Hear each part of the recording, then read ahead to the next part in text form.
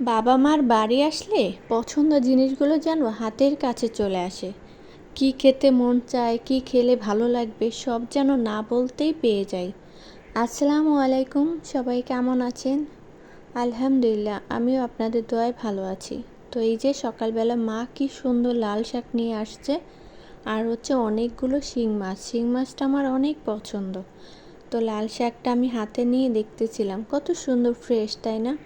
আর এদিকে আমার টুকটুকি মেয়েটা রুটি বানাচ্ছে, মাকে দেখে রুটি বেলতে, তাই উনিও বেলবে। তো এখানে উনি রুটি বেলা নিয়ে খেলতেছিল, আর এদিকে আমি একটু মায়ের সাথে কাজ করতেছিলাম। আজকে আমরা আমাদের ঐতিহ্যবাহী কাজি ভাত রান্না করব। আর কাজি ভাত রান্নার স্পেশালিটি হচ্ছে অনেক পদের ভর্তা করা। আর ভর্তা আইটেমগুলো সব আমি করব।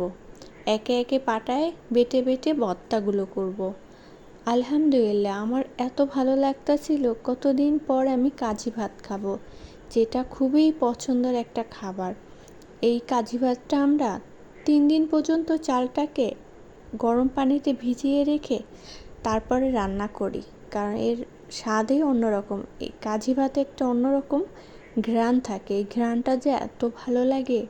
আর ভর্তা দিয়ে এই ভাতটা খেতে আরও বেশি মজাদার হয়।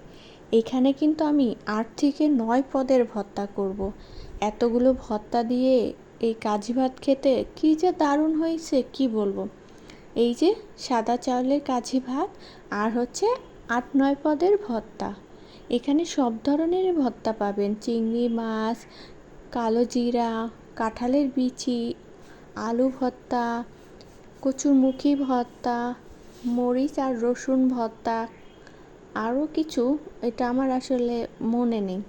এরপর হচ্ছে লাল শাক ভাজি।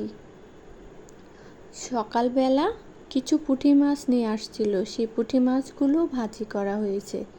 তো এই তো দেখুন কত সুন্দর ভর্তার আইটেমগুলো। আমি তো জাস্ট আজকে খুশিতে পাগল হয়ে গেছি এত ভর্তা দেখে। ভর্তা ভাত পছন্দ করে না এমন কেউ নাই। আলহামদুলিল্লাহ, খুব ভালো খেয়েছি, অনেক ভালো খেয়েছি। এই তো এখন আমি একটু বেড়ে নিচ্ছিলাম, কারণ আমার আর তর সইছে না। আমি কিন্তু পাটায় অলরেডি ভাত মেখে খেয়ে নিয়েছি, তারপরও আবার খেয়ে নেব।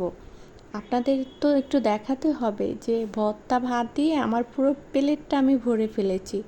আজকে আমি ভর্তা ভাত হওয়ার পরে মনে হয় 3বার করে ভাত খেয়ে নিয়েছি। এই স্বাদ যেন আমি কোনো দিনই ভুলতে পারবো না।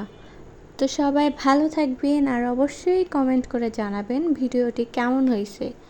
লাইক কমেন্ট পারলে শেয়ার করে দিবেন আমার প্রিয় ভাই বোনেরা। আর অনেক অনেক শুভকামনা সবার জন্য। ভালো থাকবেন, আল্লাহ হাফেজ।